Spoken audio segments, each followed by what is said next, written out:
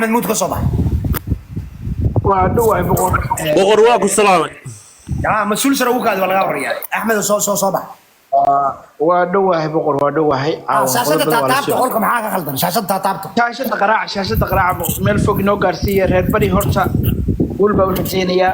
waxa uu maleynayaa nimanka reer maakhir ahana way nagu jiraaneeno iyagu calankooda iyo calansi ee wateen dumarkooda waa laga furtay انا عشورتك الدوريه بري انا ما لا سوق عصابه ما عشورتك سوق هذا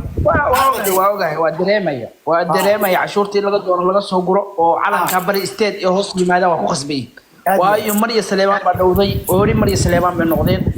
Mariyahu ee awal amar kala yimaadeen oo ku jiraan waa laga qaatay waa laga muleemisay waxa la yiri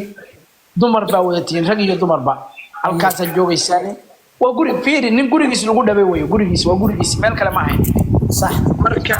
marka waxa leeyahay Mariya Saleeman oo riba u noqoteen laakiin bari state hadda joogtaan gobonimo ku noolaanaysa gobonimo meeshaas waa lagu dhayahay Landeero dhan baa ku dhan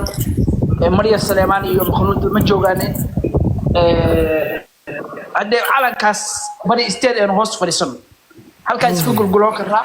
waa xornimo ku nooshahay Landeernimo ku noolaanaysa waxa leeyahay hal ugu soo dhawaado boqorkiina waa boqortooyada asalkii bay ku noqotay amaale fiiri waxa hadda dhawaan la soo candabay looma baahna dhawaan waxa la sameeyay looma baahna ما ادني انا قادنaya marka xukunka ay qabataan madaxweynaha noqdo boqornimada daaseed way waxana subaysan horta madaxweynaha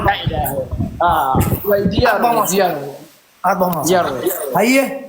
soo bax ninka la yiraahdo qofka ugu qoranta MD dadka soo kala horeeyaan ba hadalka idin siinaya mudane raaliga ahaada qolkan inoo sheer garaya mideeda kale waa inaan shirka soo qayb gashaa shirku 15 November buu dhacayaa meesha rabto joog Imaaraad joog America joog Canada joog masiirka gobolka bari state Muqdisho ka dhacaya waa inaad timaadaan ninkii ka maqanow daaday ku taala haye MD soo bax صباح صباح صباح صباح صباح